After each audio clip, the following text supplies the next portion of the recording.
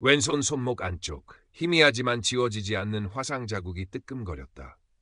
성공이라는 이름의 질주, 그 끝에서 한지우 8세, IT 기업 프로젝트 매니저는 문득 자신이 무엇을 향해 이토록 숨가쁘게 달려왔는지 알 수 없었다. 눈앞의 프레젠테이션 화면에는 지난 몇 달간 그의 모든 것을 갈아넣은 프로젝트의 최종 결과가 떠 있었지만 정작 그의 뇌리를 채우는 것은 어린 시절의 불길, 여동생의 비명, 그리고 자신의 무력함이었다. 그때 그의 심장이 격렬하게 외쳤다. 이제는 멈추라고. 한 팀장님, 괜찮으세요? 클라이언트와의 미팅이 성공적으로 끝나고 사무실로 돌아와 자리에 앉자마자였다. 동료의 다급한 목소리가 멀리서 들려오는 듯했다. 지우는 가슴을 움켜쥐었다. 숨이 제대로 쉬어지지 않았다. 눈앞이 흐려지며 책상 위로 엎어졌다. 마지막으로 의식에 남은 것은 사이렌 소리와 사람들의 당황한 외침, 그리고 왼손의 화상 자국에서 피어오르는 듯한 아련한 통증이었다. 정신을 차렸을 때 지우는 온통 하얀 공간에 누워 있었다. 병원 특유의 소독약 냄새와 규칙적인 기계음이 그가 처한 현실을 알렸다. 급성 심근경색. 의사는 절망적인 진단을 내렸다. 심장 이식 외에는 방법이 없다고 했다. 죽음. 그 단어가 현실로 다가오자 지난 삶의 장면들이 파노라마처럼 스쳐 지나갔다. 성공에 대한 집착, 경쟁에서의 승리, 그것만이 자신을 증명하는 길이라 믿었다. 하지만 정작 중요한 것들은 모두 놓치고 살았다. 부모님의 따뜻한 눈빛, 친구들의 진심 어린 걱정, 그리고 매일 밤 악몽처럼 찾아와 그를 괴롭혔던, 지켜주지 못했던 여동생에 대한 죄책감. 환자분, 기증자가 나타났습니다. 기적이었다. 며칠간의 사투 끝에 그에게도 심장 이식의 기회가 찾아왔다. 수술은 성공적이었지만 지우는 깊은 혼수 상태에 빠졌다. 현실과 꿈의 경계가 모호한 어둠 속에서 그는 다시 한번 그날의 화재 현장으로 돌아갔다. 시뻘건 불길이 모든 것을 삼키려 했고 어린 여동생의 겁에 질린 울음소리가 귓가를 맴돌았다. 그때 연기 자욱한 어둠 속에서 작은 손 하나가 나타나 그의 손을 잡았다. 건강한 모습의 어린 여동생이었다. 오빠, 이제 괜찮아. 나 때문에 너무 힘들어하지 마. 오빠는 살아야 해. 맑고 투명한 목소리. 여동생은 환하게 웃으며 빛 속으로 사라졌다. 지우는 하염없이 눈물을 흘렸다. 아주 오랫동안 그를 짓눌렀던 죄책감의 무게가 조금은 가벼워지는 것을 느꼈다. 의식을 회복한 지우는 모든 것이 낯설었다. 병실 창밖으로 보이는 서울의 풍경도 자신의 몸도 마치 다른 사람의 것처럼 느껴졌다. 가장 큰 변화는 그의 내면에서 일어났다. 이전에는 전혀 관심 없던 클래식 음악을 들으면 가슴 깊은 곳에서부터 뜨거운 것이 차올랐고 생전 처음 보는 풍경 사진 한 장에 하염없이 눈물을 흘리기도 했다. 때때로 낯선 기억의 편린들이나 정체 모를 감정들이 파도처럼 밀려왔다. 마치 그의 안에 다른 누군가가 함께 살고 있는 듯한 기분이었다. 전 연인이자 신경과 의사인 윤서아는 그의 병문안을 와서 이런 변화를 가장 먼저 감지했다. 그녀는 의학적으로 설명하기 어려운 지우의 상태를 걱정스럽게 지켜보면서도 한편으로는 과거 그가 잃어버렸던 어떤 감수성이 되살아난 것 같아 묘한 기분을 느꼈다. 내 심장, 28살의 사진작가 지망생이었대. 이름은 강우진. 사회복지사를 통해 듣게 된 기증자의 정보는 짧지만 강렬했다. 강우진, 그 이름과 나이, 그리고 사진작가 지망생이라는 단어가 지우의 가슴에 깊이 새겨졌다. 그리고 그에게는 강민준이라는 22살의 남동생이 있다는 사실도 알게 되었다. 지우는 설명할 수 없는 강한 이끌림과 함께 어쩌면 평생 갚지 못할 빚을 졌다는 죄책감에 휩싸였다. 그는 민준을 만나야만 했다. 북촌의 한적한 골목길에 자리한 작은 사진 스튜디오 빛 순간. 민준은 형의 유품과도 같은 그곳을 혼자 지키고 있었다. 처음 만난 지우에게서 민준은 형의 마지막 숨결을 느끼는 듯 어색함과 경계심을 동시에 드러냈다. 하지만 지우의 진심 어린 눈빛과 형의 심장이 그의 안에서 뛰고 있다는 사실은 두 사람 사이에 놓인 보이지 않는 벽을 조금씩 허물어갔다.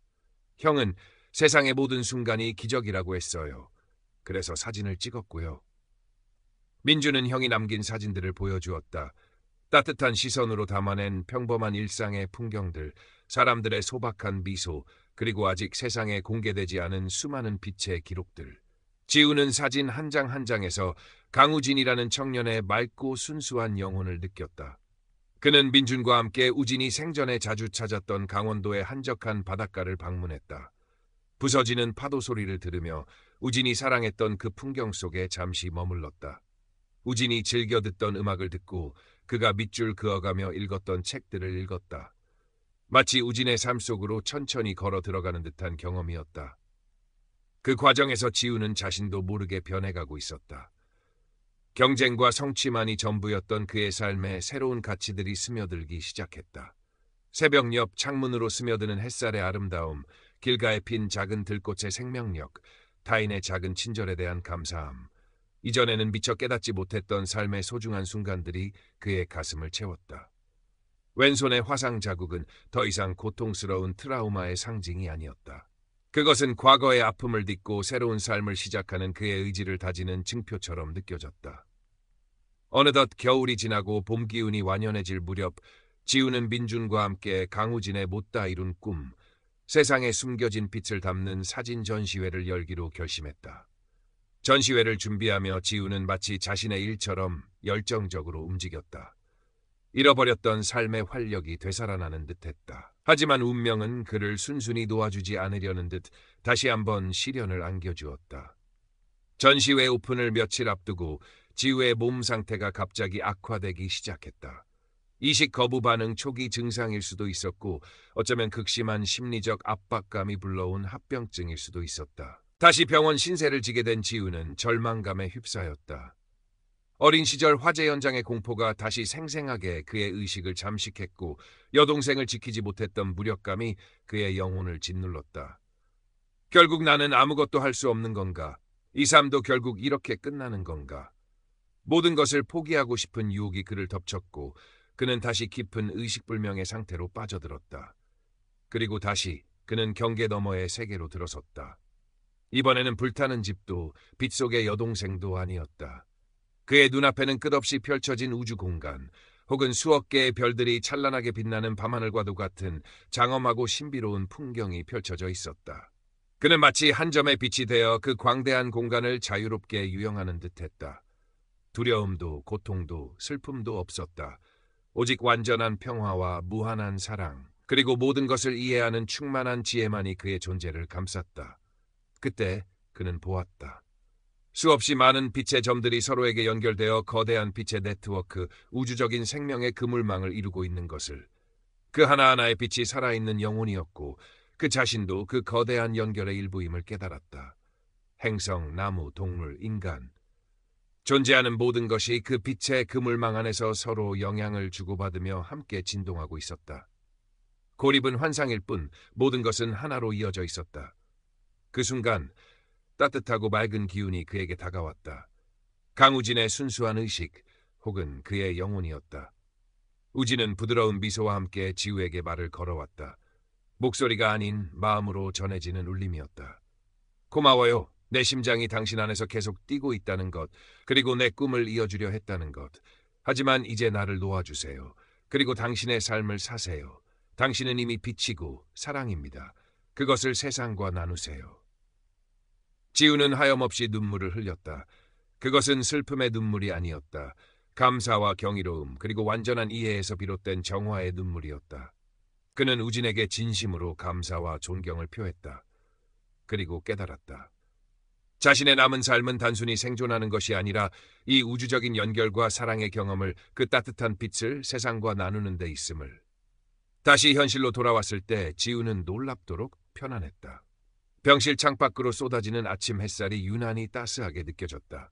그의 눈빛은 이전과 비교할 수 없을 만큼 깊고 평온해져 있었고 오랜 시간 그를 괴롭혔던 내면의 상처들은 깨끗이 치유된 듯했다. 의료진도 그의 빠른 회복에 놀라움을 금치 못했다. 퇴원 후 지우는 민준과 함께 강우진의 사진 전시회를 성공적으로 개최했다. 일상 속의 작은 빛이라는 주제로 열린 전시회는 많은 사람들에게 잔잔한 감동과 위로를 선사했다. 특히 우진의 따뜻한 시선이 담긴 사진들은 각박한 현실에 지친 이들의 마음에 작은 희망의 불씨를 지폈다. 전시회 한편에는 지우가 담담하게 써내려간 심장이식과 임사체험을 통해 얻은 깨달음에 대한 짧은 글이 전시되었다. 그의 글은 많은 이들의 공감을 얻었고 그는 작은 강연 요청을 받기도 했다. 지우는 더 이상 강남의 초고층 빌딩으로 출근하지 않았다. 그는 자신의 경험을 바탕으로 사람들에게 희망과 삶의 긍정적인 메시지를 전하는 새로운 삶을 살기로 결심했다. 윤서아는 그런 그의 결정을 묵묵히 지지하며 가장 가까운 친구로 그의 곁을 지켜주었다. 그녀는 여전히 지우의 경험을 의학적으로 완전히 이해할 수는 없었지만 그의 눈빛에서 느껴지는 진정한 평화와 변화를 통해 삶의 또 다른 신비를 어렴풋이 감지하고 있었다. 지우는 매일 아침 가슴에 손을 얹고 자신의 안에서 고동치는 우진의 심장 소리를 느꼈다. 그것은 더 이상 낯선 타인의 것이 아니었다. 그것은 자신에게 두 번째 삶을 선물한 기적이었고 우주적인 사랑과 연결의 증표였다. 그는 때때로 우진의 감정이나 기억의 파편을 느끼곤 했지만 이제 그것을 혼란스러워하거나 두려워하지 않았다.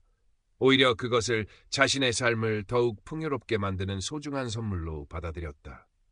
그는 더 이상 과거의 트라우마나 성공에 대한 강박에 얽매이지 않았다. 왼손의 화상 자국은 여전히 남아 있었지만 그것을 볼 때마다 그는 아픔 대신 용서와 치유, 그리고 새로운 시작을 떠올렸다. 그는 알고 있었다. 세상 모든 존재는 보이지 않는 끈으로 연결되어 있으며 자신이 내뿜는 작은 빛 하나가 누군가에게는 따뜻한 위로가 될 수 있다는 것을. 어느 맑은 봄날, 지우는 작은 공원 벤치에 앉아 따스한 햇살을 즐기고 있었다. 그의 옆에는 민준이 형의 카메라로 풍경을 담고 있었다. 지우는 눈을 감고 가만히 심장의 고동 소리에 귀를 기울였다. 그 안에는 강우진의 열정과 자신의 새로운 삶에 대한 감사가 함께 뛰고 있었다. 문득 어린 시절 여동생의 맑은 웃음소리가 들리는 듯했다. 그리고 우주를 유영하던 그 순간의 완전한 평화가 그의 영혼을 부드럽게 감쌌다. 그는 조용히 미소 지었다. 그의 새로운 삶, 빛을 나누는 여정은 이제 막 시작되고 있었다.